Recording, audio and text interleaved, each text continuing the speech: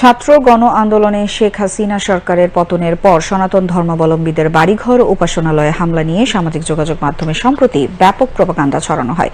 অসত্য তথ্য সংবলিত ভিডিও ও ছবি ব্যবহার করে বিভিন্ন দেশ থেকে সামাজিক যোগাযোগ মাধ্যমের পোস্টে সাম্প্রদায়িক উস্কানি দেওয়ার অপচেষ্টা চালানো হয়। বিবিসির গ্লোবাল ডিসইনফরমেশন ও বিবিসি ভেরিফাইয়ের তথ্য যাচাইকারীরা দেখেছেন অনলাইনে ছড়ানো এসব ভিডিও ও ছবি সংবলিত পোস্টের বেশিরভাগই ভুয়া।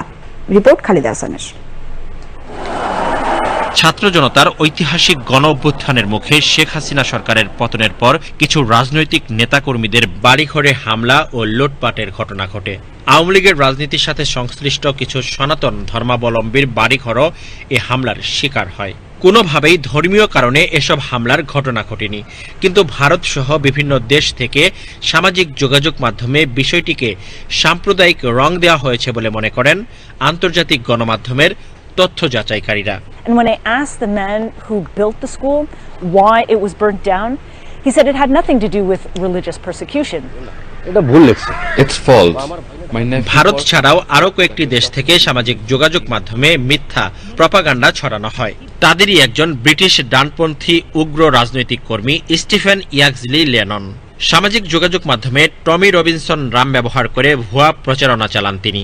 এর আগে যুক্তরাজ্যে সংগঠিত দাঙ্গার সময় মুসলিম ও অভিবাসীদের নিয়ে উত্তেজনা সৃষ্টিকারী পোস্ট দিয়ে সমালোচনার মুখে পড়েছিলেন তিনি।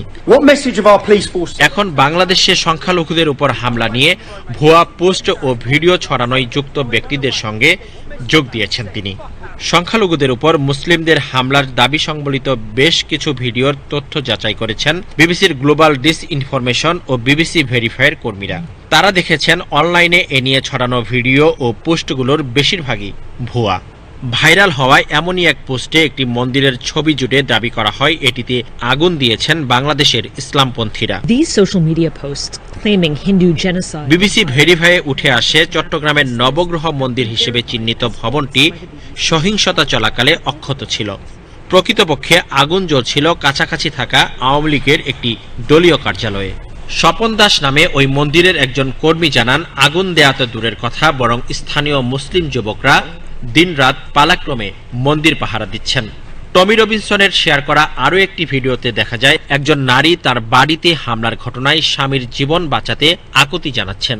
তার বাড়িতে মুসলিমরা হামলা চালিয়েছে বলে দাবি করা হয় সামাজিক যোগাযোগ মাধ্যমে। বিবিসির তথ্য যাচাইকারী দল ভিডিওটি অনুসন্ধান করে ভিন্ন এক ঘটনা দেখতে পায়। ওই নারীকে তার বাড়ি রক্ষায় সহায়তা করা স্থানীয় শিক্ষার্থীদের একটি দল বিবিসিকে জানায় বাড়িতে হামলার ঘটনা সম্পূর্ণ আলাদা একটি বিষয়ের সঙ্গে সংশ্লিষ্ট। মূলত সেই বাড়ির মালিকানা নিয়ে আগে থেকেই বিবাদ চলছিল। সামাজিক যোগাযোগ মাধ্যমে ছড়িয়ে দেওয়া পোস্টগুলো নিয়ে স্টিফেন লেননের সঙ্গে যোগাযোগ করা হলেও কোনো জবাব পাওয়া যায়নি। সামাজিক যোগাযোগ মাধ্যমের উপর নজর রাখা প্রতিষ্ঠান ব্র্যান্ড ওয়াচের তথ্য অনুযায়ী বাংলাদেশে হিন্দু সম্প্রদায়ের মানুষের বাড়িঘর ও মন্দিরে মুসলিমদের হামলা এমন হ্যাশট্যাগের অধীনে চালানো প্রচারণায় লাখ লাখ মানুষ প্রতিক্রিয়া জানায় এবং শেয়ার করে, যাদের অধিকাংশই ভারতীয়। বাংলাদেশে সংখ্যালঘুদের উপর হামলা নিয়ে যখন ভুয়া খবর বেশি ছড়ানো হচ্ছে, তখন বাস্তবে দেখা যাচ্ছে অনেক এলাকায় মুসলমান শিক্ষার্থীরাই সংখ্যালঘু সম্প্রদায়ের ধর্মীয় উপাসনালয় পাহারা দিচ্ছেন। বিবিসির তথ্য যাচাই বিভাগ বিবিসি ভেরিফাই দেশের বিভিন্ন জায়গায় সংশ্লিষ্টদের সাথে কথা বলে জানায়, সারা দেশে সরকারি স্থাপনা, মন্দির ও গির্জাগুলোতে যে কোনো বিশৃঙ্খলা ঠেকাতে বাংলাদেশের শিক্ষার্থী ও সাধারণ জনগণ পালাক্রমে পাহারা দিচ্ছেন। খালিদ হাসান, বাংলাদেশ টেলিভিশন, ঢাকা।